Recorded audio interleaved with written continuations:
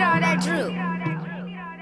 New chain on chill, but I'm hot as Tucson. Protecting the brand, I went bought some more guns. Roll up some shit, look like elephant thumbs. Bag is your time, set the watch on my arm. Bitches gon' milk, cause I'm lit like a candle. I'm never lacking, getting hit with my hammer. Ain't used to none, she thought Chanel was channel. When I record, she show out for the camera. Buzz down the Cartier, plain Jane and Hublot. One bitch that's Uno with me and it's two though. Stars in a Lambo, I done win Pluto. Me and this money, a dynamic duo. Slam on the op, hit his ass with the suplex. Live in a condo and trap out the duplex. Ice on my collar, can't tell this a crew neck. Walk on the spot, all the hoes hollin' who them. I did a feature, they pay with biscotti. Used to be OG, but now it's exotic. No dikes around, but my scrap in the party. They pray for my ending, but I just got started. Gate in my house, you can't find it on Zillow. Can't go to sleep, broke up $1 million my pillow. Knock off a op, then I fuck on his widow. Then catch me a flight, turn a Lil John and get low. I go ham, but no pork on my fork. Took a jet from LA to New York. Today is October 30th, the year of our Lord 2020, and I'm not having fun. No, still no. Still no. I've hired a gentleman to stand outside my home and update the count, like the fun counter. Like, you remember when remember Lucy on Charlie Brown? For everybody here that's 62 years old and listening, she would have like the doctor is in, the doctor is out. Yeah, I'm having fun. I'm not having fun. Putting not having fun, I'm writing it in pen. I'm writing it in pen. But I'm not having fun, man. Happy Halloween. It's Halloween weekend. I think about like what even goes on with Halloween now, right? Like if you have young kids right now, what do you do with them for this Halloween, right? There's no way you let them trick, like, I mean, maybe you go your church or something, or you and a couple friends do a trunk or treat or something like that. But think about how many germs you was bringing into your house as a kid with Halloween. Think about how filthy all that candy was. You know what I'm saying? You come in, you dump it out on your bed or dump it out on the floor and go through it. Like, and I'm not even like I'm no huge Halloween buff, right? Like, it's never been my speed. But it's for the kids, man. I hate that the kids don't get to have Halloween. Like Thanksgiving up next. That's where they should feel bad for me. That's the one I feel bad not being able to have. So, not having fun. But that's not the reason I'm not having fun. Halloween happens every year, as I'm told. I hurt my back. And in this moment, like I've known I was old since I was about like 7 or 8. You know what I mean? Like I was still me. I was just 7, if that makes sense.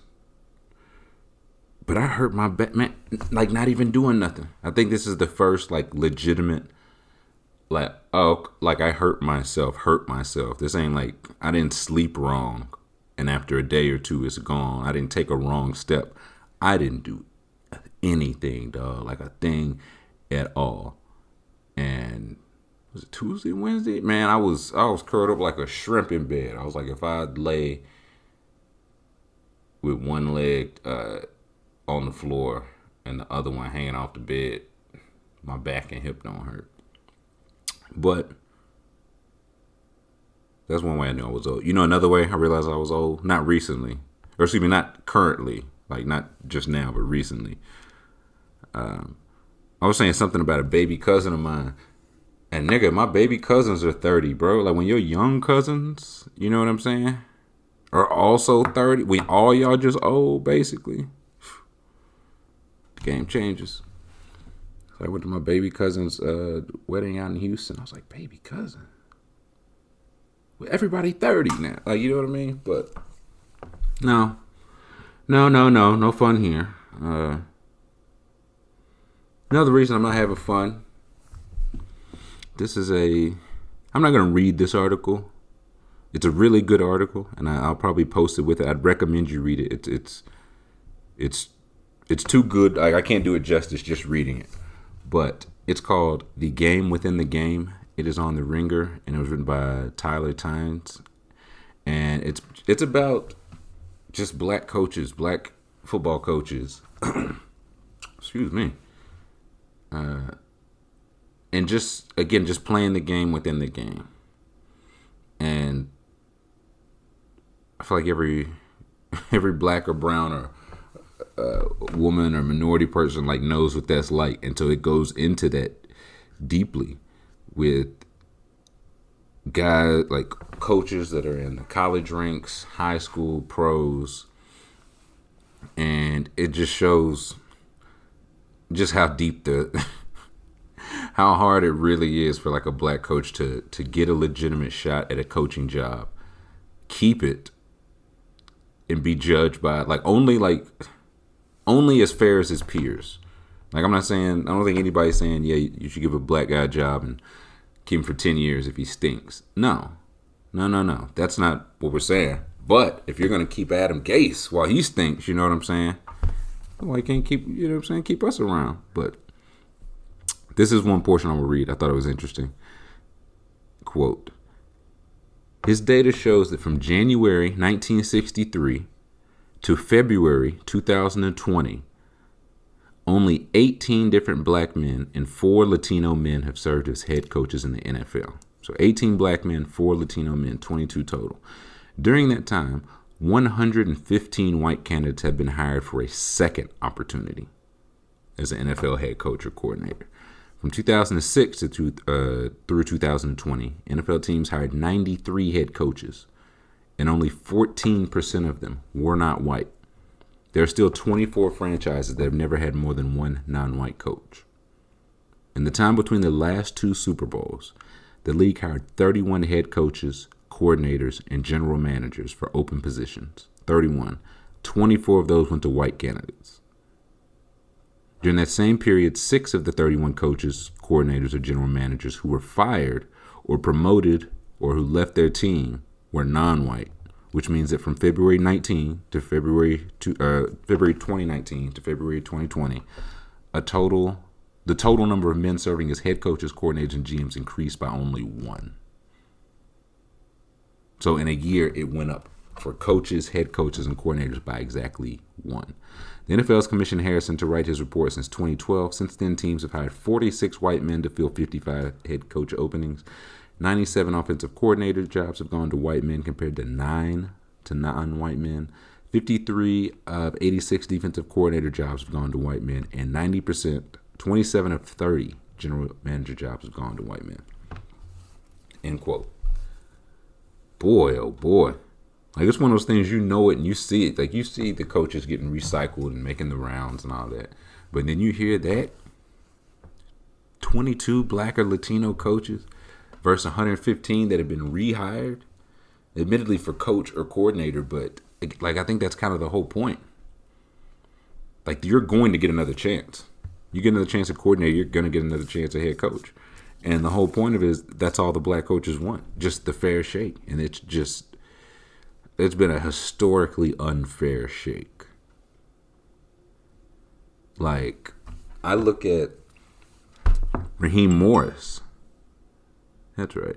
I think of Raheem Morris, who just became the interim head coach for the Falcons. He used to be the head coach for the Bucks, Tampa Bay Bucks. He had a 10-win season, followed by a 4-win season. Then he was fired. That was 2011. It took him till 2020 to coach another game. And again, this is an interim status. It took him 9 years, okay? Just for reference, Zach Taylor, who's currently the head coach of the Bengals, was the quarterback coach for the Cincinnati Bearcats in 2016, okay? Quarterback coach for the Cincinnati Bearcats in 2016. He was the head coach of the Cincinnati Bengals by 2019. Like, just for reference for how fast it can go. And it's like, I looked up that Cincy Bear. I was like, did I just miss a great Cincinnati Bearcats team? Nah, they went 4-8 that year. And he was a head coach in the NFL by 2019. John Gruden was out of football for 10 years. Or out of coaching, I should say. Not out of football, because everybody knows he was an analyst. But out of coaching for 10 years, comes back and gets a 10-year contract. Like, we don't get that kind of security. I don't know if Mike Tomlin got a 10-year contract. Doug Marrone. was head coach in Buffalo, 2 years in Buffalo. He quit in 2015. There was some type of clause in his contract where if he quit basically right after the season, if there was an ownership change, he would still get paid his next year's salary. So he did that. He texted his players he was leaving, and the players were not very happy about it. So he did that. That was 2014. He was head coach in the NFL again in 2016. That's the reshuffling. And that good year the Jags had was forever ago. Marone was still kicking. So Doug Peterson was the Chiefs offensive coordinator for 3 years. Earned his keep by all means, went to the Eagles, won a Super Bowl, got the job. After that, Matt Nagy had it for 1 year, got the job, got the Bears job, and again, won Coach of the Year immediately. Eric Bieniemy was a black guy, is going on his 3rd year of offensive coordinator for the Chiefs, and they just won the Super Bowl, man. And it can't be, well, of course, he's got Patrick Mahomes. Of course he won the Super Bowl. It can't be that when Adam Gase still has a job for what he did with Peyton Manning. So that's where it's like it can't be both sides of that. Like Adam Gase had 1 good year in Miami, alienated players while he was there, left or got fired. I don't even remember. Parted ways, we'll say. And he was out for, I don't know. He wasn't out for a full year. A couple months maybe. Then he got the head coaching job with the Jets. And eventually became GM too. So he got personnel control as well. He's won 30% of his games since then. 30%. Jim Caldwell in Detroit. He was there for 4 years. He had 3 winning seasons. Went to the playoffs 2 times in 4 years. Got fired for Matt Patricia. Matt Patricia's on his either 3rd or 4th year. He hasn't won 7 games in the season yet. So he's not even close to Jim Caldwell's success, for however you feel about Jim Caldwell. Cliff Kingsbury. Again, he left Texas Tech with a losing record. And got a head coaching job with no time off. It wasn't he went into the booth and showed he learned, and salute to Cliff Kingsbury. He's a good coach. That worked. He's a good coach. But that worries me because now NFL, you ain't got to be successful no more as a white man for them to start looking at you to be a head coach. You know what I mean? You used to have to be, Nick Saban, Urban Meyer, even Lincoln Riley, somebody who hadn't won a championship, but I think they've been in the playoff every year. He's put 2 number 1 picks into the league. Those are the guys getting the calls. Kingsbury had no time off, and they was like, hey, man, we're going to fire Steve Wilkes, who is black, and bring you in sight unseen. And it was Kingsbury, he had, the offensive mind, all that. It was he didn't win because he didn't have the defenses. Look how bad his defenses were. He was the head coach. In college, that means you do the recruiting or you handle the person who does the that's like Gase, man. Well, and I haven't seen this, but that's how ridiculous it would sound, right? Gase didn't have a lot of talent in New York. He picked the talent. Since he's been there, he picked the talent. So, So, yeah, if Cliff Kingsbury, I can't say if it happened, left with a losing record, would that happen to Dino Babers? You know what I'm saying? Up in Syracuse, who they were hot. I know they had a bad season last year. I don't know what they're doing this year. But would he be oh, man, Dino Babers let go by Syracuse, hired by the Buffalo Bills, head coach. So it just wouldn't happen. And it stinks because right now, Eric Bieniemy, the Chiefs offensive coordinator, it feels to me like he's in a tricky spot. Because if I'm him, I'd rather just stay coaching Patrick Mahomes over take a horrible job. But at the same time, he can't wait too long to take the head coaching job. And it's something he wants. I think he's talked about, he's mentioned it. So it's not people projecting oh no, he'll definitely be a head coach. He wants it. I got told it was because he had a DUI a while ago. And then it got brought up that John Gruden had one more recently than that, and it didn't affect him being a head coach. So, I don't know. So it's like he can't take the Jets job or whoever. I'm just assuming the Jets pick first, fire Gase. He gets Trevor Lawrence. He might get a year, maybe two. You know what I'm saying? So, and if he goes out, he got to work his way back up to coordinator. Like coordinator. Because, again, we don't just start right back in the mix. You got to be somebody's. Hugh Jackson was making coffee, man, after he got fired from the Browns. And Hugh Jackson, terrible head coach. Awful. Good coordinator, though. So, like, as a coordinator, I don't think there's many knocks on his resume, but head coach, yeah, horrible. That's the thing. And Hugh Jackson, I don't even know if he's still in the game right now. Adam Gase horrible right now. He'll probably get the rest of the year. He'll probably get fired afterwards. So whatever, man. You know what I mean? There was another part I did want to read from the article. Quote: If a team were to, unquote. This is me again. They were trying to figure out a way to get teams and organizations to hire black coaches with incentives. So, okay, quote. If a team were to bring on a non-white head coach, it could move up 6 spots in the third round of the draft. Teams hiring non-white general managers could move up 10 spots, and a team would lose those advantages if a coach or executive were fired after a single season. Teams would also get extra draft picks if their assistant coaches of color get hired by another team. End quote. So bribery, literal bribery. Which is very funny because you move up 6 spots in the third round. Like they argued and crunched the numbers, and it was like 7. That's chaos, man. They're like, okay, no, 6 is fair. You move up 6.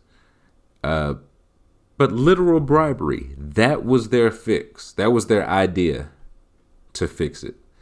So, one, you don't hire blacks or browns or women. I've seen more like assistant coaches. Women's going to be, it's a matter of time before we see a head coach. There's a woman in the NFL. But it's like you don't hire them forever, and then when you do, you get like extra reward. Like, you know what I'm saying? Like you gave somebody a legit chance. You get to move up 6 spots, but not 8. That's chaos. So that still benefits like the owners, not really the team, like not really the coaching pool. How does that really like keep this moving forward? And like Vic Fangio, who's the head coach of the Broncos, said I don't see racism at all in the NFL. I don't see discrimination in the NFL. If society reflected an NFL team, we'd all be great. And it's like old white man doesn't see racism. Surprise, surprise. Like I bet you don't see it, Vic. I bet you don't. And he took Vance. I mean, I can't say take. That's the game. But Vance Joseph got 2 years on the job as Broncos head coach and got fired. This is Fangio's second year, and I don't think he's going to win more games this year than. Like, I don't think they're going to make the play. So is he on the hot seat too? You know what I'm saying? So I don't know. It's a good read. There are more quotes to it to give it justice, but I will try to post that again. The name of the article is "The Game Within the Game: The Ringer" by Tyler Tynes. Would recommend. Moving on, and I know y'all saw this, boy. That boy Justin Turner he was on 10, wasn't he? That boy had the 19 and he was on 10. Justin Turner's a dude from the Dodgers who it's funny, but it's really not funny. But it's funny. Justin Turner plays for the Dodgers. He had a coronavirus test. I believe they get tested daily there in the bubble in Dallas, Arlington. He had a test from Monday that came back inconclusive. During the second inning of Tuesday's game, following the inconclusive result, the lab expedited Turner's test from Tuesday and alerted the MLB when it came back positive. How was that? Like, you know what I'm saying? How was that the process here? How, like, they didn't find, he took the test from Monday and the results didn't come back till Tuesday after the game? Like, what? You knew what time, like, I'm not even saying you got to do it Monday right then and there, but if the game started at night, like, they ain't doing no businessman special of the World Series. They are playing the game at first pitch 1:15 p.m. How is that the process? So, again, had a test from Monday, inconclusive. He finds out during the second inning. Following that, they expedited his test from Tuesday, which they hadn't ran yet or were still waiting for. Bro, it's the second inning. And then they alerted Major League Baseball when it came back positive. So he was pulled out of the game, I think, in the seventh inning. And was told to quarantine in, I think, a doctor's office at the stadium. And he defied those rules. He left and, of course, went back on the field, celebrated with his team, was kissing the trophy, was kissing his wife, was kissing the mound. Like, he was spreading that thing, man. Really spreading 19 all around. And I feel like he defied the rule. Like, he knew nothing was going to happen, man. Listen, if y'all not taking it seriously enough, like, I do remember for the NBA bubble, like, Ayton wasn't going to get to play because I think he took his test late. Like, I think he had already taken it. They just hadn't got the result. And they were like, yeah, you're just not going to play. Baseball, it's the last game literally the last game of the season. And this is the only positive test. And this is the kind of shady business y'all running, man. I don't know about that. The timing is just, I just can't believe that you're testing Monday's results on Tuesday. That just seems, I'm sure there's a perfectly good medical reason for it. Please don't tell me in the comments. I don't really care. Because it just feels wild either way. But Turner, man, like Justin Turner was like, what are y'all ain't do nothing to the Astros. What you gonna do to me? A fine? I'll pay that. Y'all gonna take the ring away? No. You gonna find the team? I don't. That's Magic Johnson's money. But I just cannot believe this was an inconclusive test the day before. They didn't have expedited results by game time, and it was just like, he'll probably be fine. So he was out there. He had the mask, but it was off. He was sitting next to Dave Roberts, their manager. Dave Roberts beat cancer. And the team, I don't know if they voted or were just like, hey, he's part of the team. It's like, listen, if we ain't been around each other, we probably already got it. So he might as well get some champagne. And if you Turner, I get it, man. Like, you're sitting back there and it's like, dude, the whole point of winning this is I want to get to celebrate with my teammates. I get one to be in the pictures and all that, but boy, oh boy, he was kissing him in the mouth damn near. So I don't know who it was, but they said there's a guy on the Dodgers with like a heart ailment or some type of heart condition. It was not only players there, it was family members of the players. And also, like, if the Dodgers are like, well, if he got it, we got it. When did he get it? Y'all have been in the bubble. You know what I'm saying? When did he get it? And maybe y'all would know that if y'all ran a test today. Like, it just feels easily rectifiable. And also, listen, you tell them they couldn't secure him if they wanted to. Like, I don't know how big he is. Like, he's a professional athlete. I'm sure he's big and in great shape. But if he had a knife or something and went out on the field, they would have subdued him. They were just like, no, hey, no, come on, Justin, no, please, no, don't do that. And I do want. Did they tell the team did they say, hey, Justin got the Rona, that's why he's not here? Or they were just like, Justin's out. Because if so, he come back, you be like, hey, you dap him up, hug him, be like, hey, man, what was that about? And he's like, man, some BS. I just got that shit. And you're Mookie Betts, and you're like, awesome, hold the trophy, my friend. So that was tough. That was a tough scene. I didn't see that. I went to sleep early, again, old. But I'm happy for the Dodgers. Even though they beat the Braves, I'm happy for Mookie. Like, he played well. Did he win? I don't even know who won MVP. No, Seager. Seager won MVP. Look at me. It's really baseball. But Yeah, I'm happy for Mookie. I'm really happy for Kershaw though. Like I legitimately think he got cheated once, maybe twice at a ring. Like the other team was literally cheating. I don't even mean like, oh come on man, that's not fair. No, like beating the trash cans, literal cheating. So I'm happy for them, but Justin Turner, a wild one, man. Like if you his wife, do you know that at the time? Like did he tell her? Like you figure it's like a thing, like you know what I'm saying. You'd probably do got it if I already had it, but still, can we not be all up on each other until you find out? I don't want to give my wife that Rona. You know what I mean? But moving on, Daryl Morey has a new job.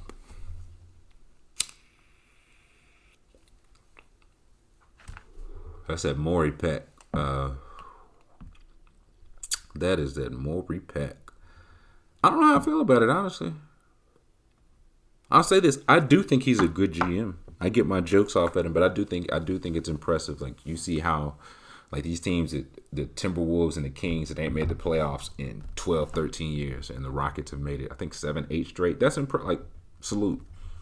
But they going crazy. They're like, give him credit for trying when nobody else tried to beat the Warriors. No, you're not getting any credit for that, nigga. Sit down. But he is, I won't say surprised. Like he a star chaser, right? Of course he went to a team that has 2 stars already, right? Like, and I don't think he's necessarily gonna trade or shake up a whole lot. Like star wise, at least, like around the fringes. Oh yeah, because he'd be trading. He cannot stop from trading. He like picks all that. He'd be trading all of that. But Morey and Doc Rivers, I think, is going to be interesting, especially with that roster. It just feels like, I don't know. And Elton Brand is like, I don't know. Feels like a lot of cooks in the kitchen. And y'all know Doc Rivers be talking, boy. Talking. And I think Morey be talking too. A lot of these folks be talking. Yeah, GMs are saying, okay. And then Daryl Morey be on Zach Lowe or Bill Simmons' podcast. Okay. Interesting. So we're going to see. We're going to see. You could do a lot worse. He's better than Colangelo. Brand, I say that the 2 moves Brand made, like the signing Horford and Harris, a lot of people liked them deals at the time. So it didn't work out, it's fair to say that. But a lot of people did like the moves at the time and had Philly in the finals. I ain't forget. So, yeah, Morey's in Philly. This kind of leads into the first 2 questions, really.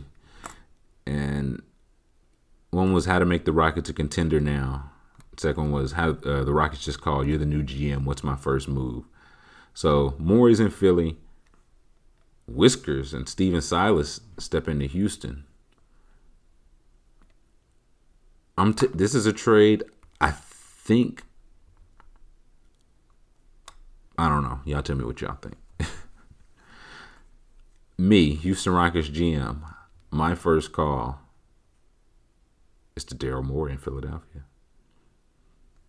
Because I would like to trade him Eric Gordon for Al Horford. This is a deal that right now in the trade machine works straight up. Like Eric Gordon makes enough to be within that range. And the case for Philly is you would be getting Pal Horford out of there.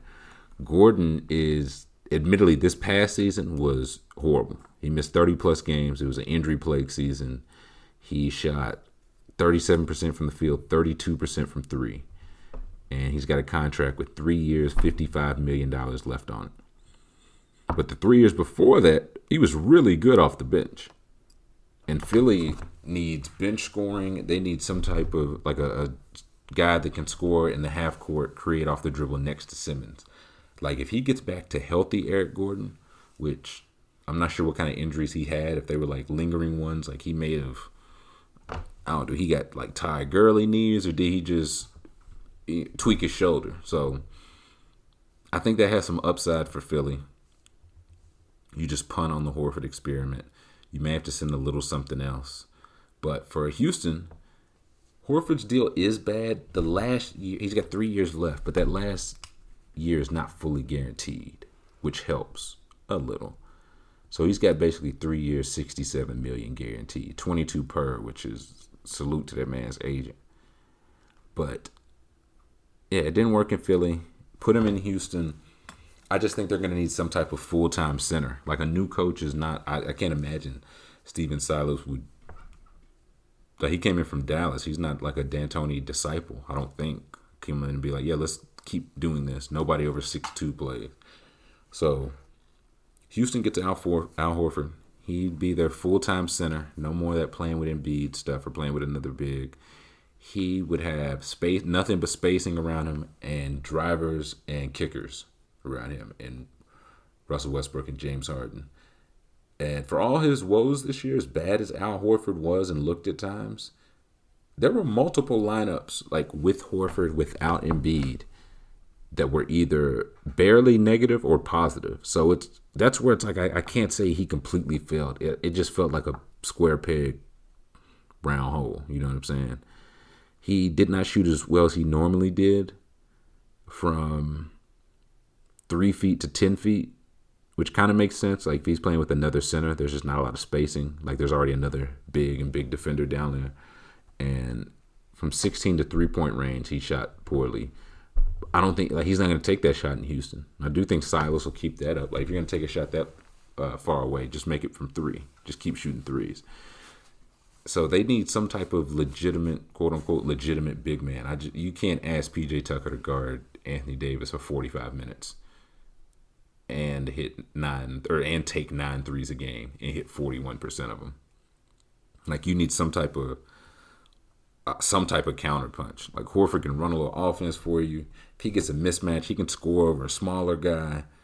And he also, like when he goes to the bench, that's when you play PJ Tucker at the 5. Like you can still play your 5 out, and maybe even close with that, or maybe you close with Horford if the team has size. But that's what I do, something like that, because you're not going to get neither of those guys can get a whole lot for each other. I think we're going to see a lot of people trading their trash for somebody else's trash. But at this point, you would have, like, assume they do this trade, Gordon for Horford straight up. You would have under contract next year Harden, Westbrook, Covington, PJ Tucker, Horford, which that's your starting lineup right there. That ain't bad. The question was how to make him into a contender. I mean, the West is a bear, man. But you're basically replacing who's out of there? Daniel House, I guess. Yeah, with Horford, and you can they still got House under contract. I don't know what happened with him at the bubble, but I mean, he's still a solid player. He's on a cheap contract, so he's back. McLemore's back. Austin Rivers was solid. He's got a player option. Like, with the money being what it is now, he might just take it. Jeff Green's a free agent, but he was really solid for them in like that fake backup center role.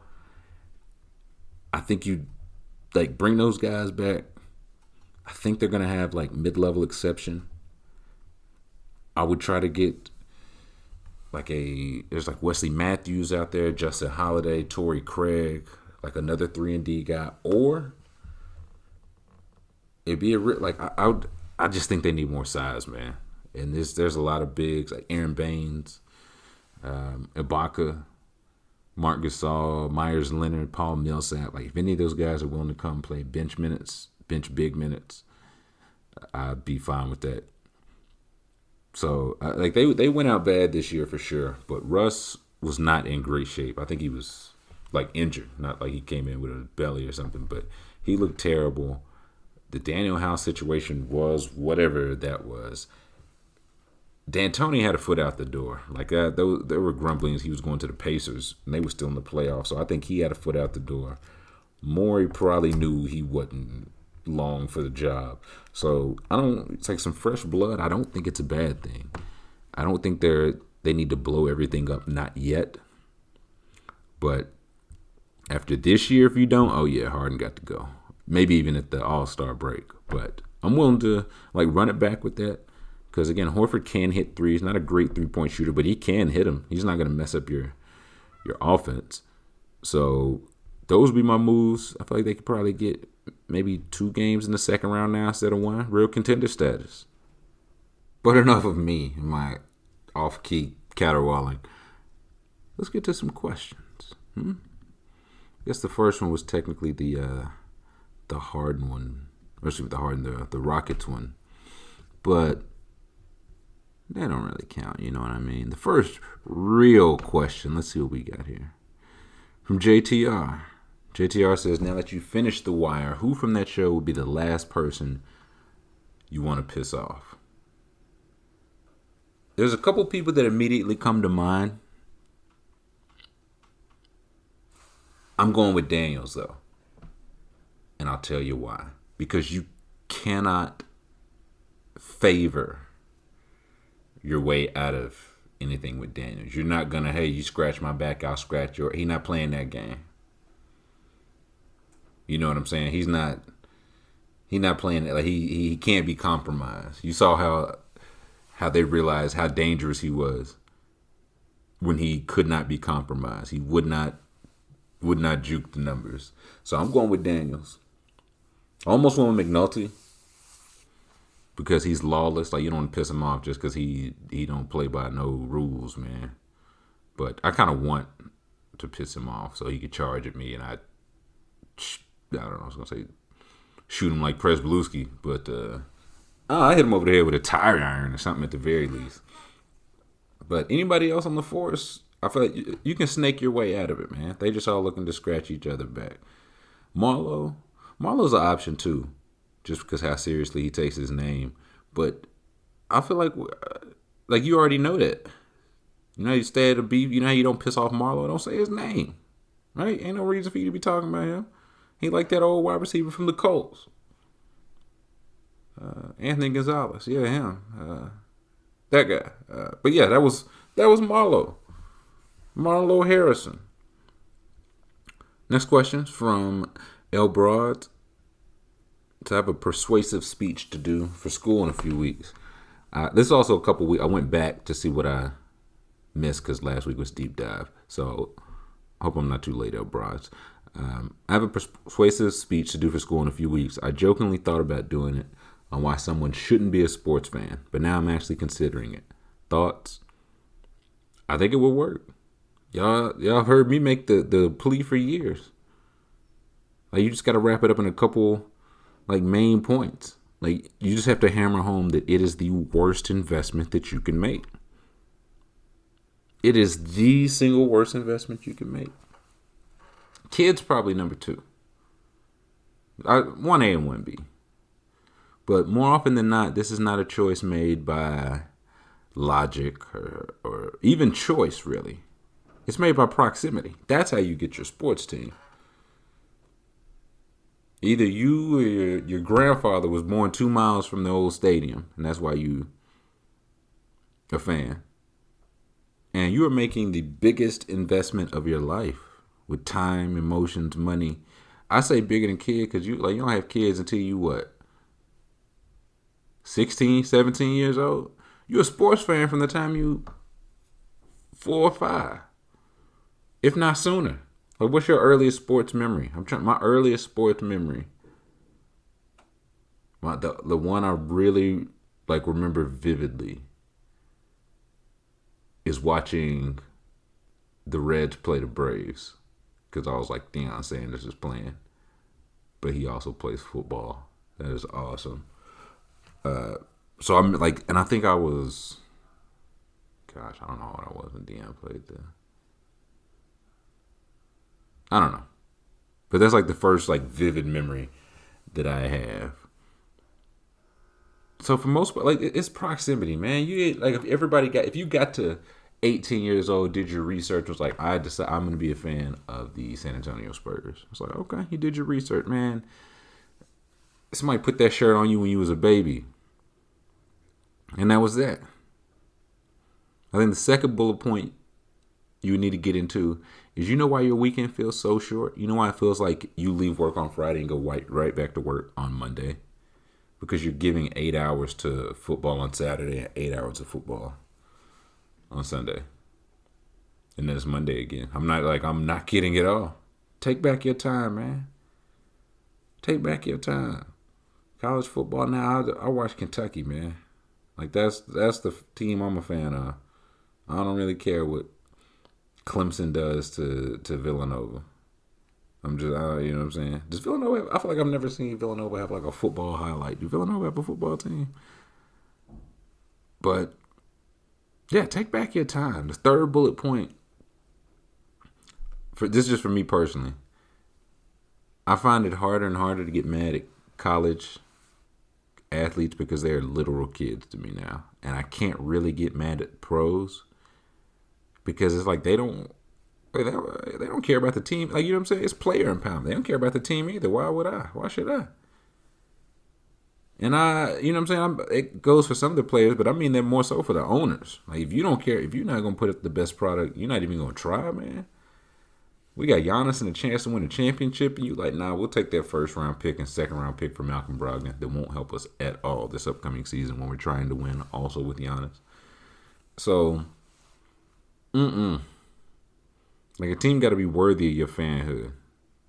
But again, it's only so many good organizations, and it's just only so many, like, Patriots, Lakers, Dodgers, Villanova fans. It's only two.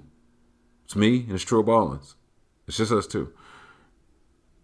And then I like to tell people, like, if a person treated you the way your favorite team did, you would leave them. You would not have that person in your life.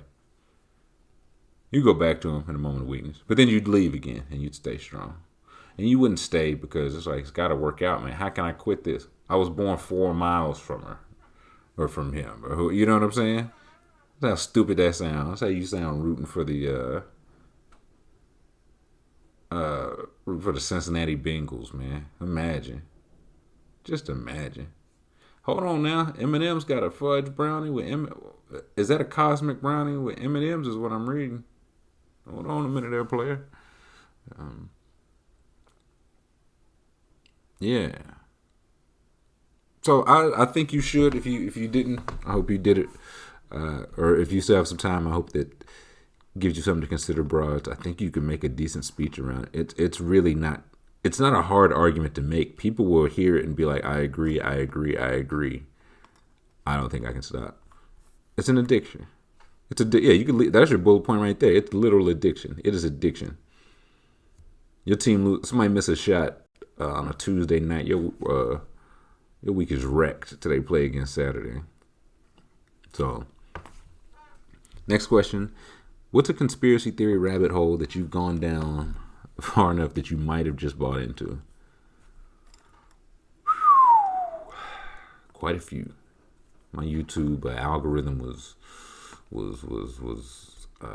Bermuda Triangle for a minute, man. Like, just international waters, no rules for a while.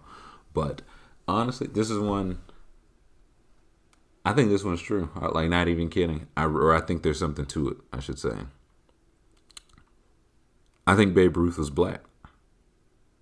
I really do. Or had black in his family, which, again, if we're going by them, if it's still one drop rules, which the people who made the one drop rules, I imagine, are still playing by, I think he was black.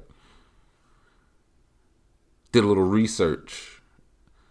I found this from an article. It says, in the May 7th Sports Illustrated, columnist Daniel Okrent responded to Lee by citing a notorious episode alleged by Fred Lieb, a sports writer of that era. According to Lieb, the notoriously racist Ty Cobb refused to share a cabin with Ruth at a Georgia hunting lodge, saying, "I've never bedded down with a nigger and I'm not going to start now." You see a picture of Babe Ruth, he got the broad nose, man. He got that bell pepper nose, that boxing glove nose. He got the big lips. They say he'd be out in the streets of New York with the Cuban women, with the black women, like you know what I'm saying? Babe, like to dip and dab. Another article. During the 1922 World Series at the Polo Grounds, a Giants player named Johnny Rawlings shouted racial slurs at Ruth. After the game, Ruth burst into the Giants locker room, challenged Rawlings to a fight. Only when Ruth noticed baseball writers standing nearby did he calm himself. According to biographer Robert Creamer, Ruth begged the journalist not to write anything about the incident. He told Rawlings, "I don't mind being called a prick and a cocksucker, but none of that personal stuff." So, Babe took offense, man. It might have took some offense. Babe said, "I know it. Stop it. Don't call me that word." Another article. Ruth had an affinity for black ball players. After the Yankees won the 27 World Series, Ruth joined a barnstorming tour against Negro League teams. He befriended Satchel Paige, sat in opposing dugouts, and mingled in the segregated stands. This upset the racist baseball commissioner of the day, Kennesaw Mountain Landis, whose name is still on the MVP, by the way, who wanted to prevent integration in the major leagues. According to baseball historian Bill Jenkinson, Ruth sought to become a baseball manager after he retired. He didn't get the job because Landis knew if he was hired as a manager, Ruth would have openly supported signing black ball players. He never became a manager, and baseball didn't break the color line until after Landis' death. And that don't mean he's black. He was going hard for the cause, though. So respect, but all that, and how much better he was than his competition, just because he had the access to the white man's sport. But that's one I believe, man. Babe Ruth was he octoroon or something, but the boy has something in him. Next question. Hi Trilly, would you ever consider playing Among Us on Twitch? I would consider that. I hear good things. It sounds intriguing. So, maybe so. Like I heard the Discord got nightly games going on. So, yeah, I can't wait to jump in there, lose immediately, and get laughed out of the room. Get laughed out of the chat immediately. It'll be a swell time for all involved. Drinking a damn beer. You always tell people to leave. Next question. You always tell people to leave their team affiliations if they're consistently letting you down. With that being said, would you ever abandon your cat? And if so, what would it take? That's a good question. And I would abandon them. Like, nobody is exempt from this.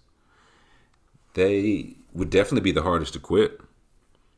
I'm not going to pretend like it would be easy. They would definitely be the hardest to quit.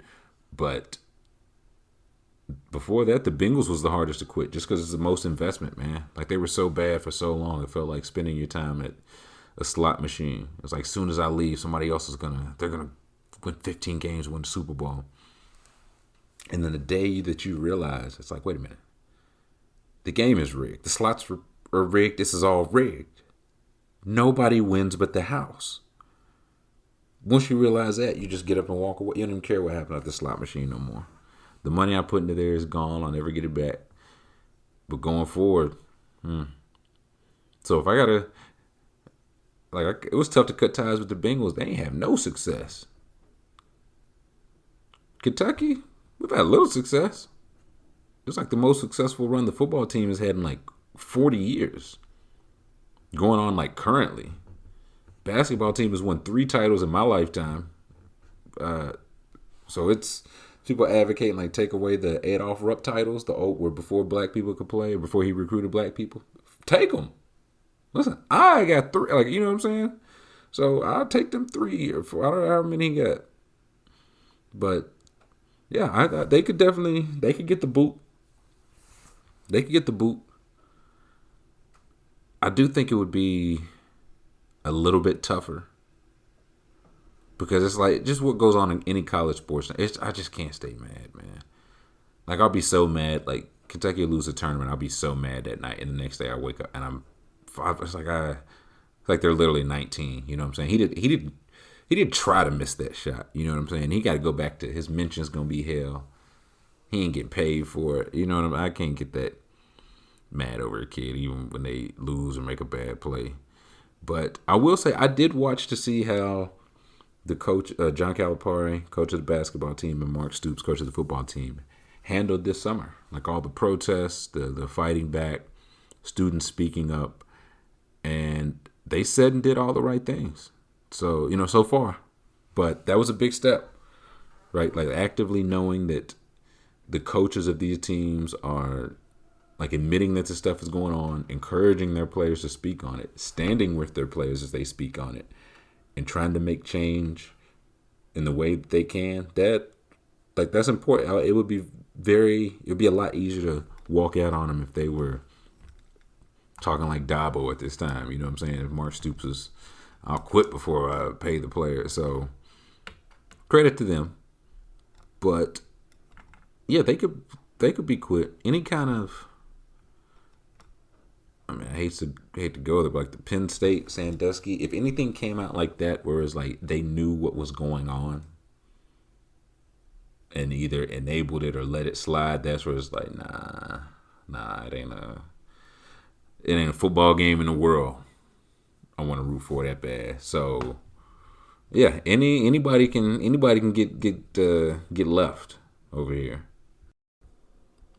Next question comes from Bert Firkins. Bert Firkins asks, if you could make an all-time dunk contest, who would comprise it? Who would you root to win it? And who do you think would win it? I got 4 people. I had to narrow down a couple. A couple immediately came to mind. First one, it's got to be Jordan. You got to have young Jordan in there. Like for the star power, for how he shows out when he's in there. Like he was doing dunk contests. It wasn't like his rookie year. You know what I'm saying? He was already like a superstar. He did the dunk contest the year he averaged 37. And then the next year when he averaged 35, that was the year he won Defensive Player of the Year and MVP and was in the dunk contest. He was also showing up in Jordan sweatsuits when everybody else was showing up in Piston sweatsuits. So what a flex. Jordan's in there. Dominique's got to be in there. I looked it up. Dominique was in the dunk contest 5 times. A couple times against his own teammate. You know what I'm saying? Like, Dominique wanted this. He's got to be here. Like, I need the same rims that he and Jordan dunked on. Like, they just sounded better. Like, Neek, his dunk sounded better than anybody in history to me. Him and, like, Sean Kemp. Like, just the sound of those old rims. And Dominique did full windmills. A lot of windmills get called windmills. They're not really windmills. Dominique go full hands on a clock, 360 windmill. So he's in there. Vince Carter. Vince has got to be in there. Like Jordan, Dominique, they all did it. Or they both did it multiple times. Vince Carter did it one time because he only needed to do it one time. Like that, he did it one time, locked it down, said it was over. And we all agree. We're like, no, it's definitely over, Vince. You won. So he's there. And the fourth, this was the tough one. Give me Levine. In dunk contest history, he has the most perfect scores. He has the most perfect 50 scores. More than anybody. And I think he's done it for 2 years. Like, again, I'm watching the game. Uh-oh. And I just talked all that shit about the NFL racists. Listen, they still are. This is their problem to fix. You know what I mean? I just watched the ref fall down. Boy busted his damn hiney. But yeah, give me Levine. He got 2 titles, which is debatable. I do think Aaron Gordon should have one of those. I think that's very fair. But he, like, to have that many perfect dunks, he made dunks look effortless. Like, perfect dunks look effortless. So he got to be there. So of those 4, who would I root for? I think I'd probably root for Dominique, man. Like, again, I'm a sucker for like a power dunker, right? Like all the stuff in the air is cool. Like it all looks good and all that. But when you're like Dominique Wilkins, Sean Kemp, Stromile Swift used to dunk really, like you're just throwing it down. Like I'm trying to tear the rim off. So I'd be rooting for Neek. But who would win? Jordan. Come on, man. It'd be Jordan. There are more, like I gotta start getting some art, man. I was like, my walls be on the cameras an awful lot now. Till the beginning of the year, my camera's gonna be looking at walls. I would have said not me, but I gotta get some art. And I keep going back to, I think I want like Jordan's he got like multiple dunk contest dunks. This is the one where he's like looking down in the rim, the one-handed dunk. It's the one where he's jumping with like I think it's a Gatorade sign or something in the background. He just got some bangers. So Jordan would win. Of course he'd win. But another thing I found out in my research, Clyde Drexler was in the dunk contest 5 times. He lost it all 5 times. That's tough. That's tough. That's really tough. That's really unfortunate. Next question from AW says, who do you think will be the best NBA player from this draft class in 5 years? And why do you think it's Tyrese Halliburton? Listen, if you've read any of the rebuilds I've did for every single team, I think I've been like, hey, I think they should draft. If you draft first or 19, listen, if Halliburton's there, take him. So I'm in on Halliburton. I think he just fits this modern game too well. Like it kind of it's shades of Shai Gilgeous-Alexander. It was like, what was Shai excellent at coming out of Kentucky? Nothing. But the things he's so good. He play on ball, off ball, can shoot, defend, wants to defend, can run your offense, but probably better if he's secondary. He's going to put on some weight. I'm not worried about that with Halliburton. But best player 5 years? I'm going Edwards. Though I'll say this, I would be shocked if in 5 years Tyrese Halliburton was not at least like a really solid contributor for a team. No, their playoff team, he's the 5th or maybe even the 6th man, but he's a solid contributor. I'd be very surprised if he's not at least that. I wouldn't be that surprised for Edwards. Like, he's got a lower floor, but he's got a much higher ceiling. But like, I like Tankathon. Tankathon shows like only what the numbers say, and Anthony Edwards has a lot of negatives in his numbers, which again are justified. The numbers are what they are, but I just feel like so much can be explained by watching the game. Like, he was really their only option on offense. He had one other person on his team hit double digits in scoring. There are 350 teams in college basketball, men's college basketball. Georgia finished 322nd in three-point percentage. 322nd. So he had no spacing around him.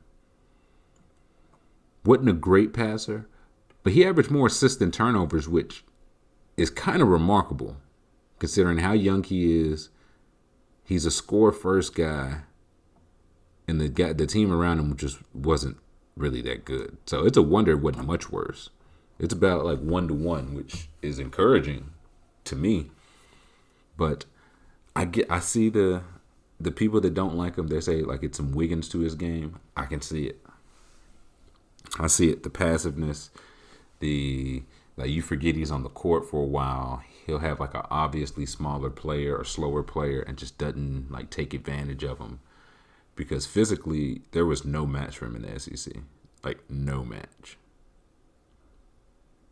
And when he wanted to either go to the post, get to the line, whatever, he would.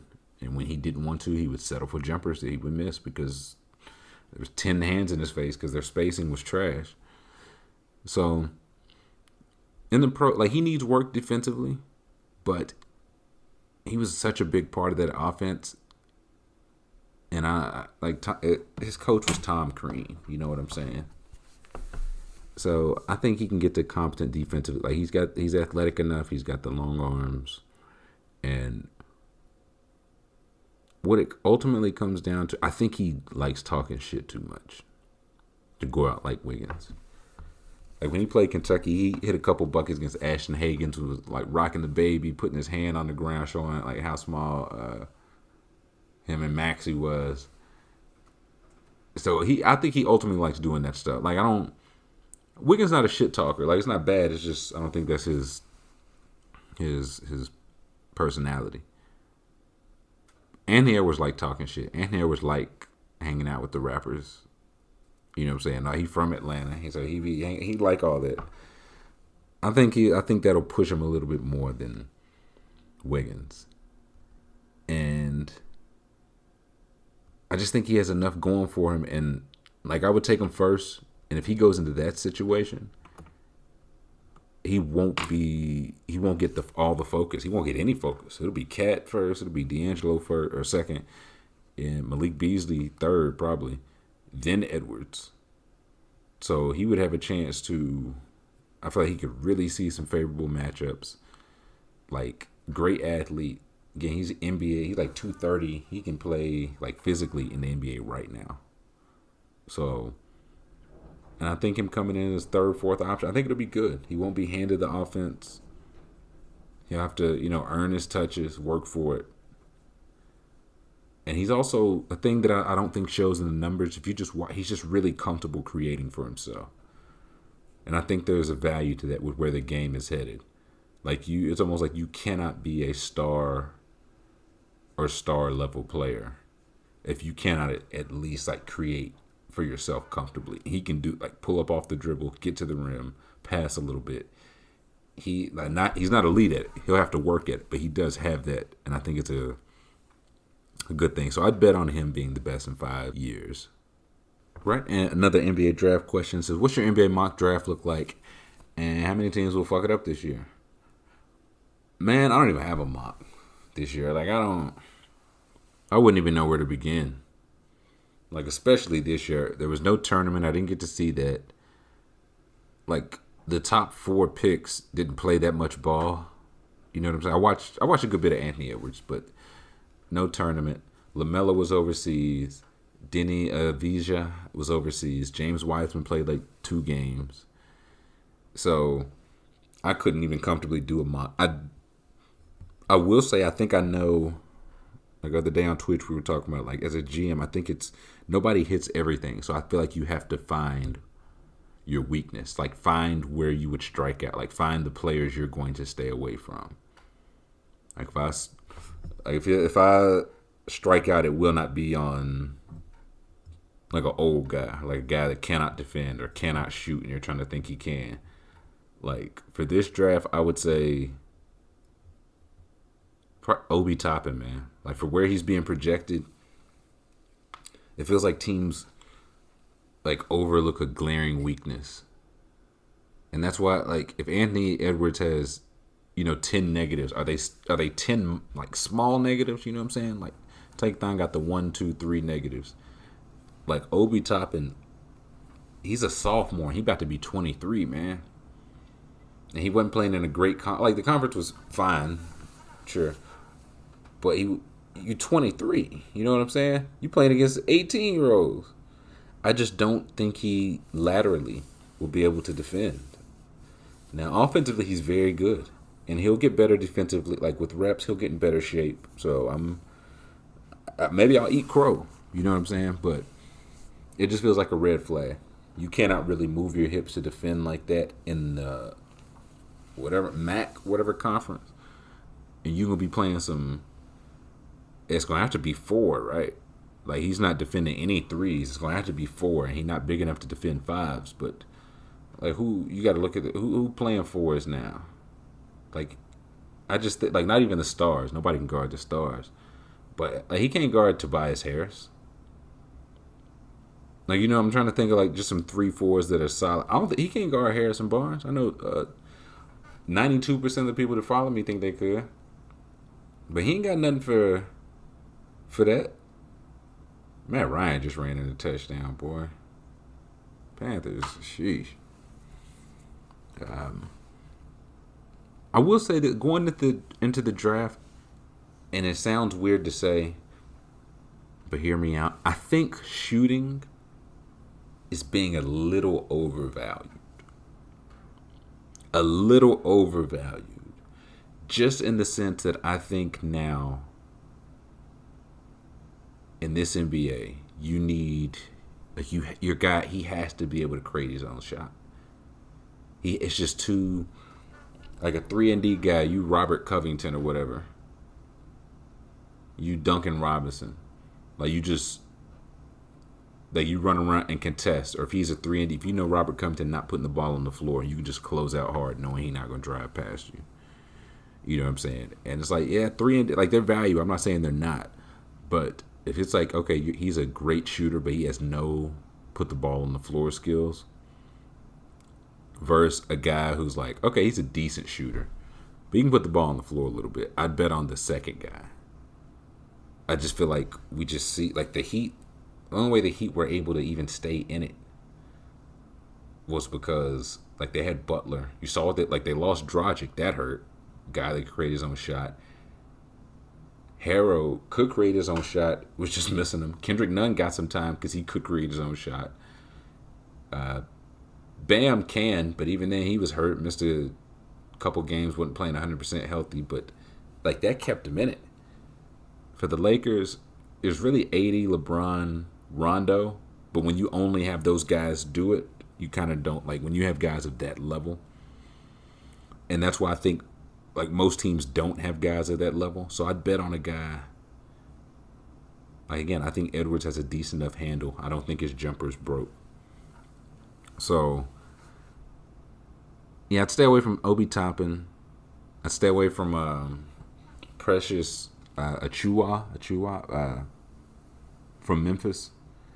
He's just another 20-year-old freshman, man. I'm just always leery of 20-year-old freshmen. Because, I mean, you was older than everybody in high school. You was older than everybody in college. You was already physically developed. Then you get to the next level. Everybody's physically developed. And I don't know. 20-year-old freshman, I'm just leery.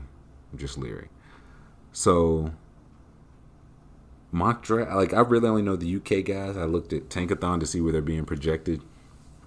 I saw Maxey. They've got him going, I think, 21-ish. Suppose I could check this right now. Yes, it is still on the internet. They have him going, Tankathon, 22 to the Nuggets. I mean, I don't hate that. They have enough ball handlers. Like, the pick before that is the 76ers. I'd really like him there. They need, like, more ball handlers. Like, Alec Burks came in and cooked way too much. Like, Shake Milton got way too hot because they were like, oh, my God, this guy can create his own shot. Like, that's what, like, guys like that. Is Alec Burks a knockdown shooter? Is Shake Milton a knockdown shooter? No. But when you kick it out to them, they can do a little something other than only shoot it. So it's like, okay, he a 41% three-point shooter, but he cannot dribble. We don't want him dribbling. Okay, give me the 36% three-point shooter.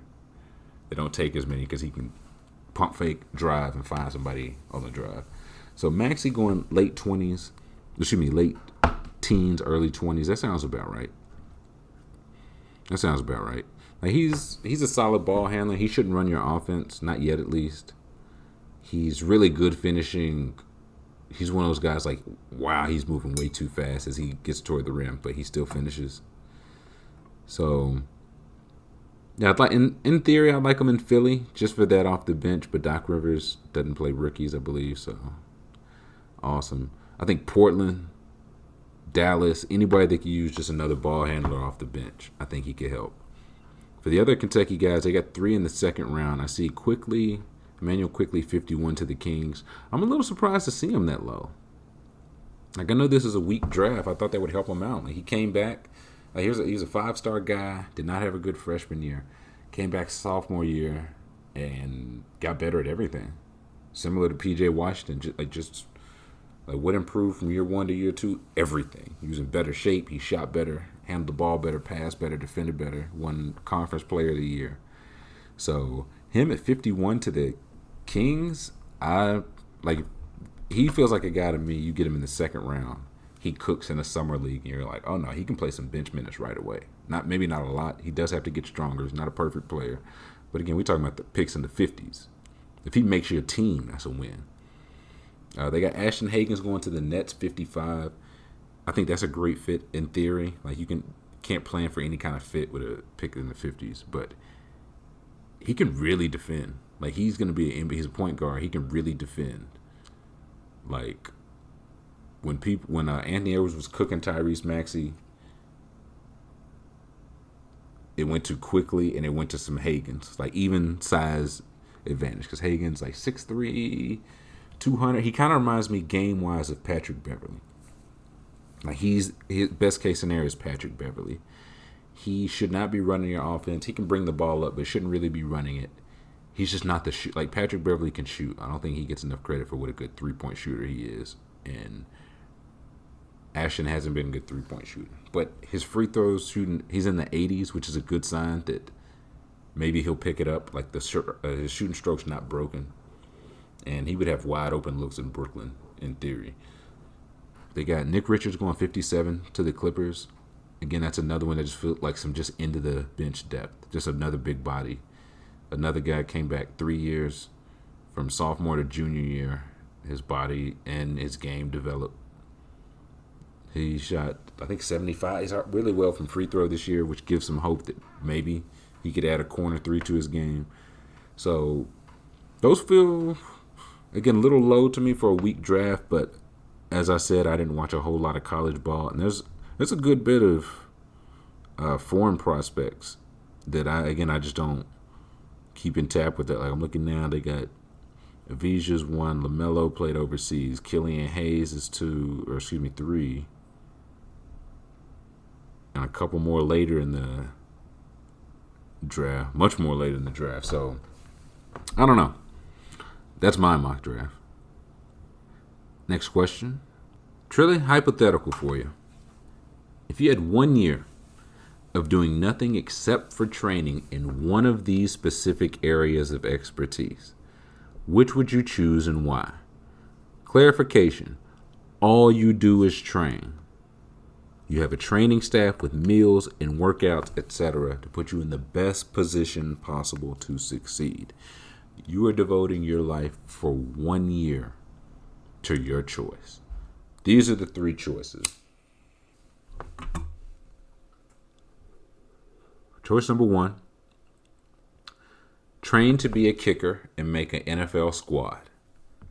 Choice number 2, hit 1 home run in 100 at-bats versus average Major League Baseball pitching. Choice number 3, NASCAR training, and you have to win a race. You have to win at least 1 race in a season. So I have to pick one of those to devote my life to for 1 year. To me, the answer is kicker, easily. Feels like kicker, easily. 1, it feels like the most attainable. It's just not a lot of good kickers. I'll say that. Yeah, I'll put that on the record. Put my name by that. Like I looked it up. 7 kickers this year have missed multiple extra points this season. It's been like 5 games. I guess 6 or 7. Yeah. Either way, multiple extra points. And I know they moved it back, but come on, man. Like, there's a need for kickers. Like there's no need to give you 100 bats in a season to get a home run or to win a race. And like I get it for the scenario, but this is just me. If I'm going hard all year, if I'm eating right and trying, I gotta know I'm gonna get a shot. You can get a shot at kicker. And in talking to, again, some of the retired guys on Legends Live, Thursdays at 5 p.m. Like talk to Donald Foyle, Olden Polynice, and then reading, hearing about guys like Embiid, Siakam, Donovan Mitchell. A lot of these guys are late to the game. Like they didn't grow up playing. They weren't playing 9 years old AAU ball. Donovan Mitchell was playing baseball. Embiid was playing soccer. Donald Foyle, was it he or Poly? No, it's Olden, excuse me, said, yeah, he ain't played till like he was 16. And his parents realized he can get a scholarship. So, not having any experience, like I know most kickers either like played soccer for a while or been kicking for a long time. I do wonder if I have no experience, you would have no bad habits, but if somebody's going to train me, teach me to kick, okay, I'm coming in fresh. So I read up on it. It was like, how do you become a kicker? And I read it was like 200 kicks a week. And I was like, that don't seem bad. Like 200 kicks a week don't seem bad. Kicking, holding, retrieving the ball, and setting up for 200 kicks, that's tough. That's tough. So it'd have to be kicker. There's no way I couldn't. There's not enough training in a year for me to be able to hit a home run in 100 at bats. And NASCAR train, man, look, I'd get up to like 90. I don't drive fast no more, man. I get up to like 92 and be like, I'm good here. I'm good here. They're like, you can go like as fast as you want. It's like, no, I know, but I'm just chilling. They be bumping your car and trying to kill you and all that stuff. So, kicker. Give me a shot at kicker. Next question from Amherst, 97. Amherst says, if you won $10 billion tomorrow, $10 billion, tax-free, what are your first moves? Let's say 10 things you would do right away. 10 billion, Amherst? That's a lot of scratch, man. The first thing I would do, I'd vote. No. The first thing I would like, I'd probably go and get out the country, man. I remember it was a couple weeks ago, somebody said, what would it take to get out the country? Listen, if I get 10 billion, I'm up out of here, man. I just tell my family, listen, whoever want to come, like it ain't like we got to go overseas and live together again. We can still live like in different parts of Paris or whatever. Don't know where we going. Don't really care, but we getting up out of there. Outside that, I probably like travel, man. Go to places that took the Rona seriously. You said if I want it tomorrow, so pandemic's still going on here. I got to get out of here. I need a plane. So if I could just get out of here, I travel to the places that don't have it Rona. Go watch some live soccer games. Maybe some concerts overseas since people acting right. Buy a lot of jewelry, probably. Probably an absurd amount of jewelry. Yeah, like I don't even really have 10 things, you know what I'm saying? Like $10 billion is just such a substantial amount of money. Like I try to fathom it, and I don't know if y'all seen the buddy did a TikTok showing the rice of how much wealth Jeff Bezos has compared to like what $1 billion is, and what 1 billion is compared to 1 million. Like $1 billion is 1,000 $1,000,000,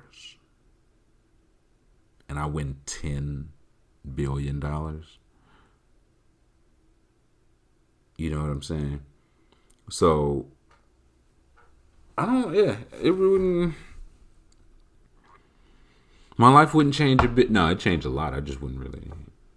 It'd probably have me a nice car. I would like to have a Rolls Royce Phantom. I just think they're just a beautiful machine, and I feel like I try to do a little good deed with my bread. I think the thing I would do, and I still may end up trying to do something or get something together. Maybe we can do or figure out together. Buying up medical debt is not that expensive. Trey Young did it here. He paid $10,000 and cleared $1 million in medical debt. $1 million. So every dollar you pay gets $100 of medical debt clear. So something contributing to that, to student loan debt, like you could do something similar. I don't know how much I know they selling them off because I had my student loan sold off 100 times. Every time you log in and see zero, and it's like, oh my God, boy, done juked the system. It's like, nope, we just sold you, so you got to log into a different one. Morey, broke ass. So, yeah, I know you could probably get those for pennies on the dollar. And bail money for nonviolent crimes. Right? Like it's just so many people. I read it's 500,000 people in jail, but not convicted yet because they just couldn't afford the bail. They just could not afford cash bail. So, yeah, covering cash bail for like first time offenders, basically anything nonviolent.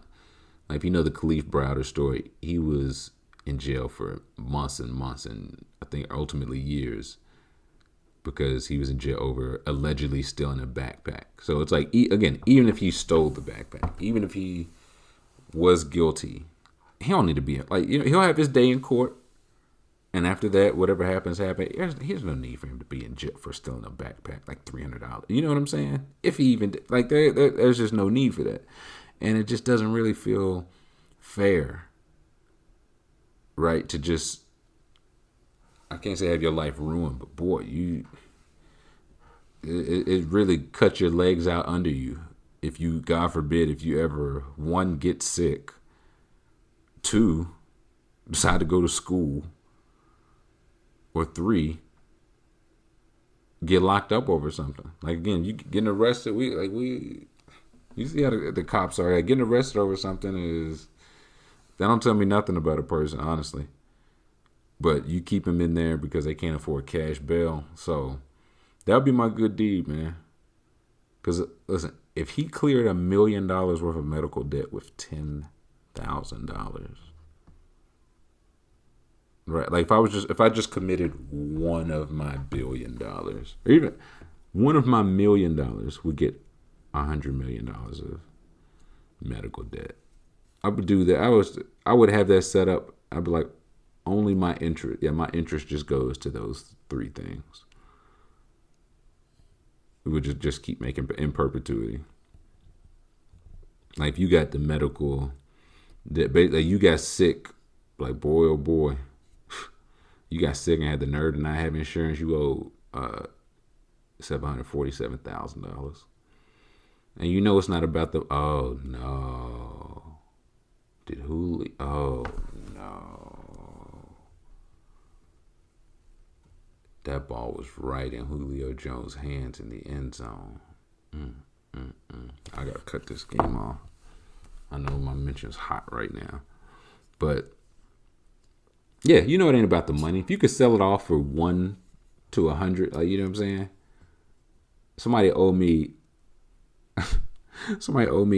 $100.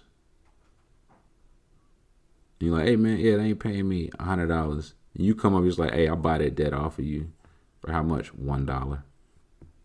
Deal. Like, that's it ain't about the money, man. It's not about the money. So that really be it. I don't even have 10 things, Amherst. I think I would hire a chef. Like, I really think I would not have back surgery. I'd be like, just go in there, man. But we don't even know what's wrong. Just to go fix it, dude. Just give me like a bionic backbone. I hire a chef. I would eat so much better if I just didn't have to cook it or order it or whatever.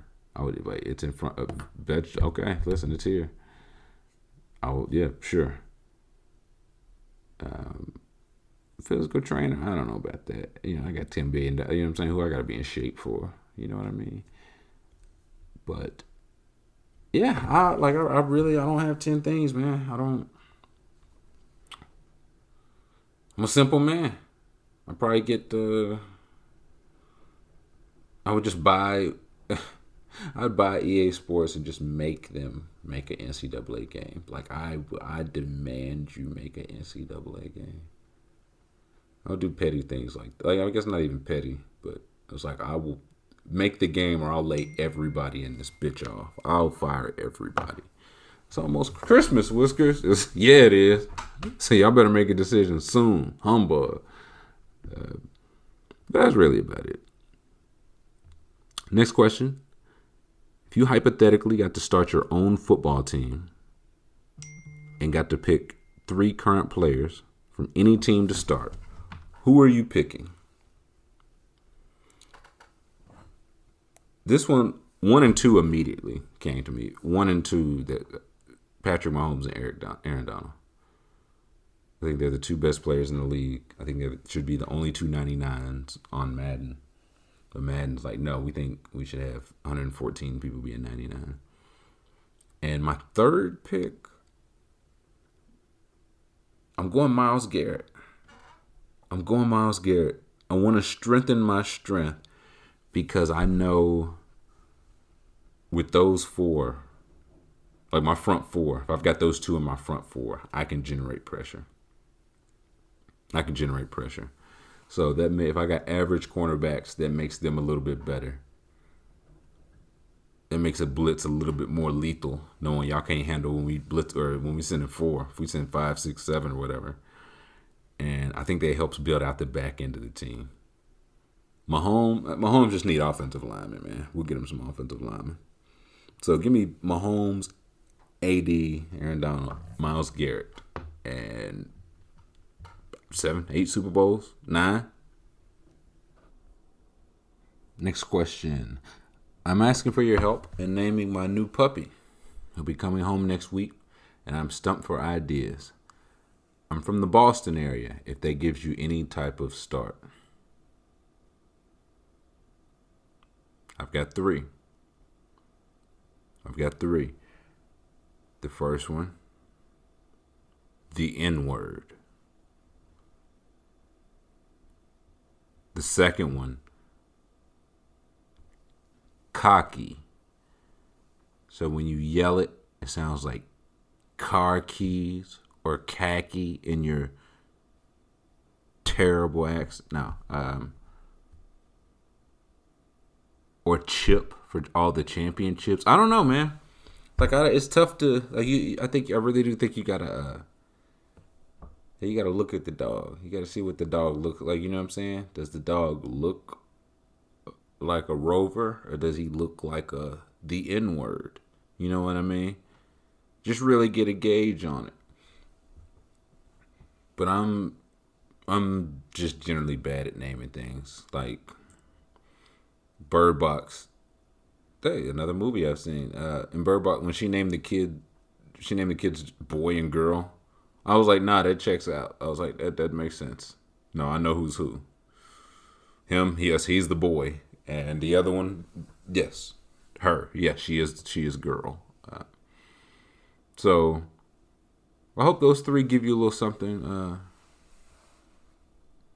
on your way to finding a name for pup. All right, next question is from Tyler J.P. Ford. It says, since the question you asked Corey Brewer about Aaron Hernandez came up on the timeline this week, what is the one moment in your career you would do differently if you could? And if you're not familiar, this is the Corey Brewer moment. We talked to Corey Brewer last year, maybe 2 years ago. Nice guy. And this is how it went. Okay. Okay. Did you ever have any classes with Aaron Hernandez? What are you doing? No? No class. I've seen Aaron around a couple times. He was in school with me. Hey, I didn't, hey. Okay. Run it back. Okay. Listen Did you ever to have him. any classes with Aaron Hernandez? What are you doing? No? No class. I've seen Aaron around a couple times. He was in school with me. Hey, I didn't, hey. Listen.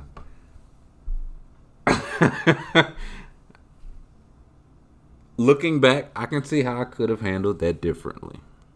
Okay? Isn't that the part of growth? I can be honest and acknowledge that if I was going to ask that question, I could have asked it in a different way. So, but it is very fun. Like, Cole saying, what are you doing? Is very funny. But only listen to Corey Brewer after this. Aaron Hernandez is already dead. His name ring bells. And I get it. It's not judging Corey Brewer. Just listen to only Corey Brewer here. Okay. Okay. Did you ever have any classes with Aaron Hernandez? What are you doing? No? No class. I've seen Aaron around a couple times. He was in school with me. Hey, I didn't, hey. Okay. Listen. He was like, look, hey, Aaron. No, he was definitely a human being, man. No, I can't confirm he lived and walked on this earth. If that's what you're asking, anything for like you was trying to confirm, did he work at a gym? Yes, he worked here. I cannot tell you why he left or the dates he worked, but so if I could do, I don't know. I feel like I probably have honestly more regrets for questions I didn't ask, questions that I felt like I either couldn't work in naturally. They either didn't come up, and it's like, man, I wish I would have asked that. So regret, I don't know. One thing I regret, I don't know if this counts. I was really late to Twitch because I thought it was just for like pro gamers. I was like, nobody's gonna watch me play video games. They want to watch Ninja play video games, and I was wrong. You can do one. It's just more than just only doing video games, and two, whoever watch you is whoever watch you. Now more people watch them, but it ain't the only way to.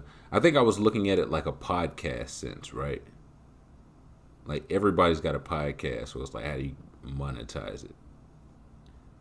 And maybe you can't. But in this case, you can.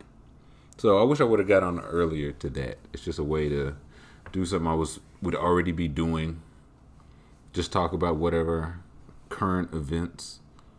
So that would probably be my biggest regret. Next question. I apologize if somebody has already, but what are your top 5 tweets that you have tweeted and why? Man, oh man. Guys from Jordan's favorite games, man. It's just so many. No. A couple came to mind. One is it's a picture of Floyd Mayweather and Manny Pacquiao. He's holding the back of his phone. He looks very angry. And I said it was Floyd saying, "You tell this bitch Epiphany she got no business putting her name on my phone." And Manny Pacquiao says, "Floyd, that says iPhone." I think that's one just because iPhone, Epiphany, that's a good tweet.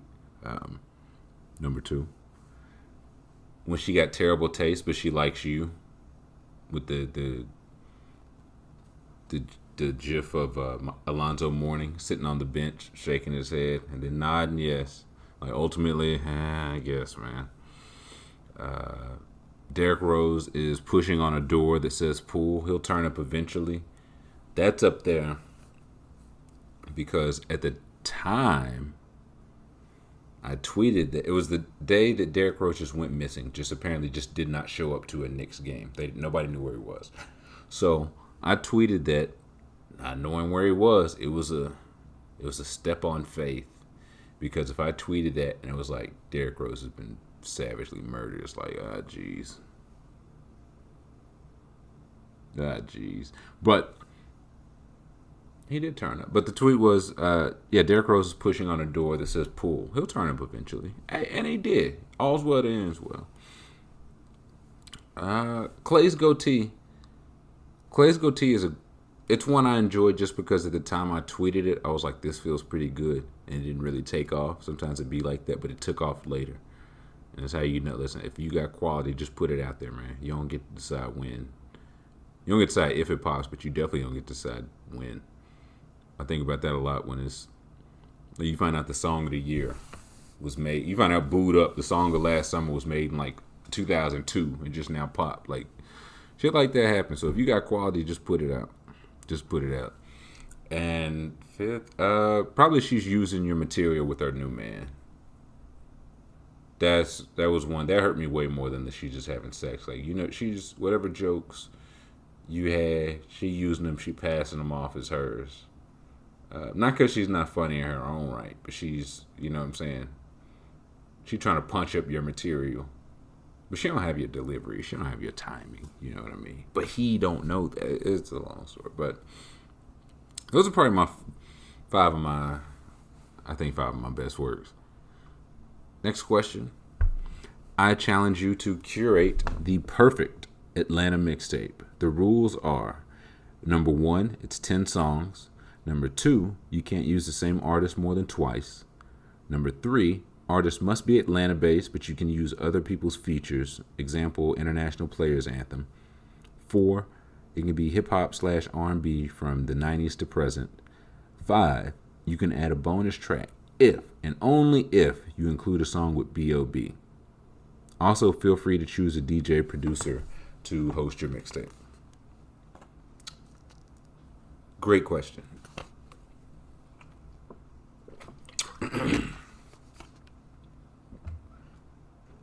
And I will do you one better. I've created the 10-song Atlanta mixtape, and I didn't use any artist twice. I didn't need to. I just didn't need to. So the 10 songs. Number 1, The City. It's the name of the song. It's the Big Rube intro. Big Rube that does all the Outkast spoken word intros and wrote the Morgan Freeman one that he did for Savage Mode 2. Number 1, Big Rube intro. Number 2, it's called Lavish Drugs. It's by Future, Young Thug, and Rich Homie Quan. And just kind of imagine Big Rube's voice going into No Cap that started off super slimy. That's kind of how this would be, and they'd be rapping about lavish drugs. Number 3 would be Robbing Niggas on Boulder Crest, a song by 21 Savage, Nudie, Young Nudie, and Offset. Just a song about robbing niggas on Boulder Crest Road. Just some guys reminiscing. Number 4, Designer Jeans by Baby, Gunna, Young Dro, and 2 Chainz. Like Baby and Gunna is they you know what I'm saying, yin and yang, but Dro and 2 Chainz, I feel like they 2 peas of the same pod, man. They both was just lavish. They was just talking that shit in a different way. So they all gotta rap about their designer jeans. Song number 5, I Miss My Old Work by K Camp, McConan, and Playboy Cardi. Cardi gets a verse on this about missing your old work. It's a tearjerker. It slows the pace a little bit. Number 6, Partners by Jeezy, T.I., and Jody Breeze. Number 7, I don't have a title for this one. I don't know. It's Ray Shrimmer and Quavo. I don't know. I just feel like they would make something. They would figure something out. Song number 8, Found Some New Work by Cash Out, Roscoe Dash, Soulja Boy, and Travis Porter. So the K Camp, McConan bring you down, but the Cash Out, Travis Porter, they bring you back up. Song number 9, Aye, by Gucci, OJ the Juice Man, and Pee Wee Longway. And number 10, of course, like who else could it be? The Big Boy and Andre 3000, the Outkast outro. Come on, man. Come on. And producer, there's no one producer or DJ, man. Again, this is joint all around. We got Metro in there, Mike Will, Southside, Wheezy, Sunny Digital, Lil Jon, Shawty Red, Drummer Boy, 808 Mafia. All of them. And understand, like, I didn't use everybody from Atlanta, man. Like, it was some tough cuts. TLC, Flocka, Escape. Could have had Escape and TLC sing a little bit. Yin Yang Twin. Like, it's some good honor. Ludacris. Ludacris was a tough cut, but it's some good honorable mentions. But that's the 10-song Atlanta tape. That's 10 songs, 28 minutes of... Now, I'll tell you what, the Ray Shrimmer and Quavo song is called, it's named after some interstate. Either I-20, 400, 75, or 85. Or all of them, whatever. That's the name of that song. But that's the perfect Atlanta tape. Thank you. Next question from Jimbo. Truly, I've been mad at the internet after seeing Mookie Betts light the world on fire in the World Series. As a Sox fan, it blows my mind we ever let him go. And also it blows my mind that many Sox fans think that this was the correct move. Is this the time to divest from a sports team? Seeking your counsel. Jimbo, close personal friend. Jimbo, I would say yes, man. I would say yes. Try to go out relatively on top. Like, not this year. This wasn't a good year. But if you're a Sox fan, if you're a Sox fan, I'm guessing you're a fan of most of the, if not all, the Boston teams. Go out on top, man. Go out on top. Like, they won a ring. And you see how they handled the best player on the team, the guy that won MVP, the second best player in the league. And they were like, we don't need him. And they didn't need him. It was true. They didn't need him. But he didn't need them either, because now he's got a shiny new contract and another championship ring. So understand that they don't care about you, Jimbo. They get paid either way, bro. So are you going to keep putting money in their pocket? That's what you need to ask yourself. Once you figure out that question of that, you'll figure out if you want to keep supporting them. Because it's a thing. They didn't trade Mookie Betts there. He wasn't 39 and looking for one last, you know what I'm saying, I got to get a championship. No, he had a ring. He wanted to be paid appropriately. I think he got 10 for 300. Make sure. No, excuse me. 12 for 365. So overall, 13. The year he already had this year was included. 13 for 392. Good grief. I don't even know how much is that. Okay, so that's $30 million a year. That feels fair. Like that's the going rate for MVP caliber players, about $30 million a year. So they don't want to pay it. I'm trying to see what I know they offered him something. They offered him $300, and it's wild that they offered him 10. Okay, they offered him 10 for 300, which is exactly 30, and he ended up getting 13 for 392, which is, well, I mean, that's how 12 for 365. So 2 extra years. $65 million. Like that's what the 2 extra years. That's what this came down to. And it's like the end of the 2 year or the end of the contract. Those bad years could be like Pujols, bro. If you win a championship, nobody cares. And this team just won a championship. Like I know they weren't good this year, but you see how quick it could switch. Ooh, Teddy B just took a bad hit. Yikes. Why does anybody play football? Why is this sport allowed? So yeah, they weren't tripping over the 30 per. Sounds like the years, and so it's like 2 years. You're griping over 2. Like they're gonna be bad at the end. It is what it is, right? Mookie is 28 right now. Just turned 28. So if you figure from 28 to hopefully 32, 33, he's still an all-star caliber player. A couple decline years, and then you're just gonna have to eat a couple bad years. If you win a championship, another championship or 2 in that time, which has kind of been the Red Sox thing over this past, 15 years or so, it's all worth it. Now you trade him immediately to where he can win maybe more. Like he might, who's to say he don't run up 3 rings, 4 rings, get a Finals MVP, a World Series MVP on the ledger. But y'all got prospects, though, all over those 2 years. So they don't care. Why should you, Jimbo? Get out of there, Daddy. Next question. Hurricane says, how nice were you in basketball in your heyday? Where there's legit. How clean were you when you were at your best? I'm not going to lie to you, Hurricane. I wasn't good. Not a good basketball player. I was very astute in knowing my own skills.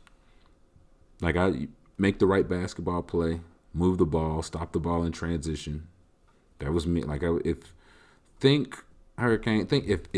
Battier was just a much, much worse athlete. Like a considerably worse athlete. Panthers got another black quarterback in there? Yikes. I know they was chanting for Derek Anderson for a while. They gave 2 of them. Whew. I know your attendance numbers got to be in the garbage can. But, yeah, I think Battier, but much slower, not as strong, not as smart. And I could hit a corner 3, though. I could hit a corner 3. Yeah. Next question, not a question. Just feel free to keep noting that more places need to offer tater tots and hash browns over fries. I like fries, but those are superior option. I agree. Like somebody showed the other day, 5 guys give you 100 million fries in a bag. They'll never get you never get nothing good that much. You know what I'm saying? Yo, you had to wait too long. Here's a whole bag of fries. They'll never be like, here's a bag of Baconators. Here's a bag of Frosties on us. Garbage bag of Frosties. Here you go. Our bag. They just give you fries. Here you go. Here you go. Listen, by the time you even get to the bottom, they'll be chew cardboard. Tater tots are a better form. hash browns are better, mashed potatoes are better. Like there are just better ways to eat the potato. That's my entire argument. So I will keep doing the good work. You keep doing the good work too, brother. And the last question for today is a music question.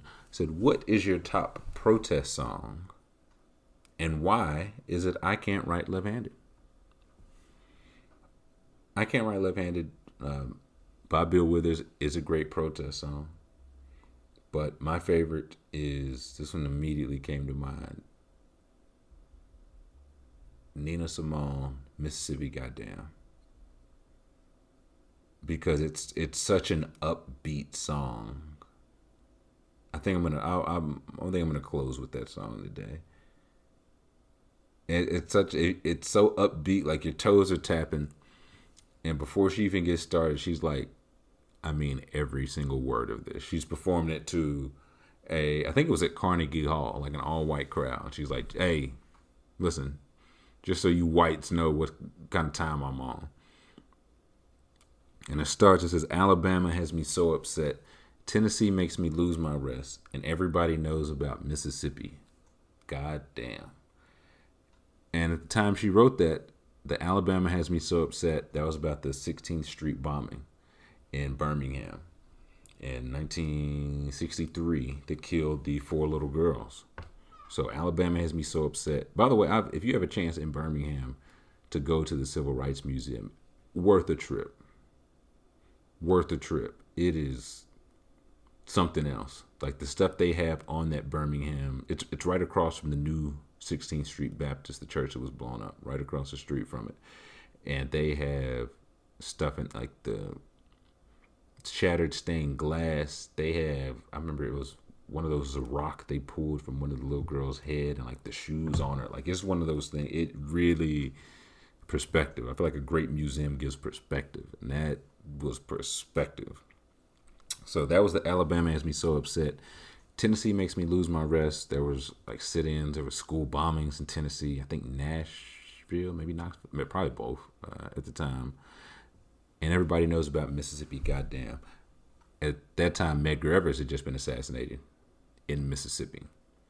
And so she's singing. There's a part, I don't know if it's like the chorus, hook, whatever, refrain, where she's just naming different things. And it's like call and response. She's like, desegregation, and then call back, do it slow. Reunification, do it slow. She's basically like making fun of all the, like, hey, listen, I know you people want to be treated like human beings, but in due time, right? Like, just take it easy, right? One step at a time. First, we acknowledge you as human beings, and eventually we'll treat you like human beings. You want a lot right now. And at the end, she is, I don't know if it was in the documentary. I saw or read that she had to stop performing this song live. It was such a strain on her vocals. Like, that's how into it she would get. Because by the end, like, part of the lyrics are like, why don't you see it? Why don't you feel it? I don't know. Like, she's literally yelling, like how does nobody see this? Like, am I blind? Am I on Mars here? So she made that song. They sent it out to the record studios. Record studios would send them back all the records cracked in half. That's hatred right there. Like, if you send me something and I don't really mess with it, I'm just not gonna mess with it. You know what I'm saying? I'm not gonna crack it and seal it back up and take it to the post. You know what I mean? But that song was banned in the southern states. It really hurt her career a lot, and she stood on it. So yeah, that's my favorite protest song. And I think I am going to close with that. Maybe I'll think about closing with a song every once in a while. Maybe I'll experiment with that. But yeah, that'll do it for this week. We're going into November, guys. We are getting close to the end of whatever this has been. I say this, I'm just vaguely gesturing at literally everything 2020. But we're getting close. And I'm not saying that to say, yeah, no, once we hit January 1, it all resets, we're all good. No. You know I wouldn't lie to you. But it is to say, listen, if we made it through that, Oh boy, you know what I'm saying? I think we got more resolve in us than we think. So be good to yourself this weekend. Talk to your family, your friends, send them a text. Just see what's going on. This weekend, somebody you ain't talked to in a while, just check in on them. And as always, do something for yourself this weekend. Do one thing for yourself. Me, probably going to be eat a whole pizza. But who am I to say? Who am I to say? You know what I mean? So, I'm going to close it with the lovely sounds of Miss Nina Simone, Mississippi Goddamn. But everybody take care. Wash your hands. Wear your mask. And we will catch you next time.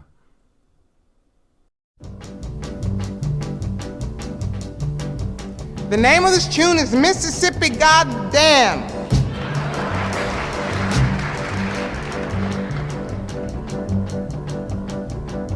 And I mean every word of it.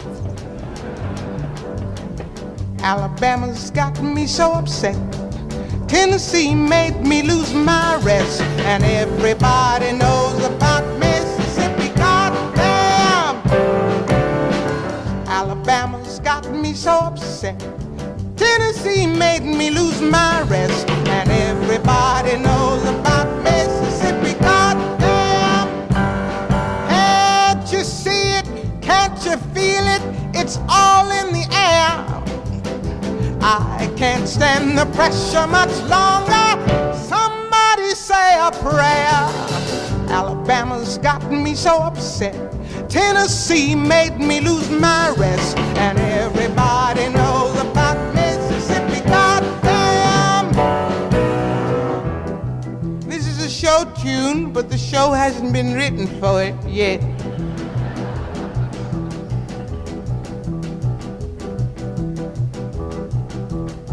Hound dogs on my trail, school children sitting in jail, black cat cross my path. I think every day's gonna be my last.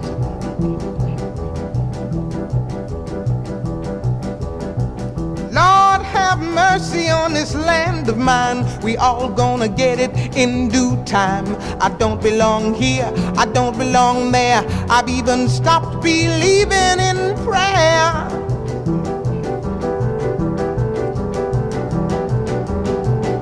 Don't tell me, I'll tell you. Me and my people just about do. I've been there, so I know.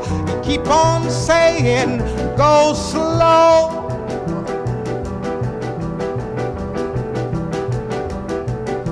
But that's just the trouble. Washing the windows, picking the cotton. You're just plain rotten. You're too damn lazy. Your thinking's crazy. Where am I going? What am I doing? I don't know. Just try to do your very best. Stand up, be counted with all the rest. 'Cause everybody knows about Mississippi Goddamn. I bet you thought I was kidding, didn't you? Picket lines, school boycotts. They try to say it's a communist plot. All I want is equality for my sister, my brother, my people, and me. Yes, you lied to me all these years. You told me to wash and clean my ears and talk real fine just like a lady, and you'd stop calling me Sister Sadie.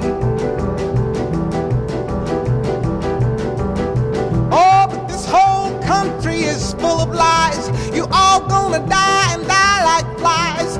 I don't trust you anymore. You keep on saying, go slow. Go slow. Well, that's just the trouble. Desegregation, mass participation, unification. Do things gradually, but bring more tragedy.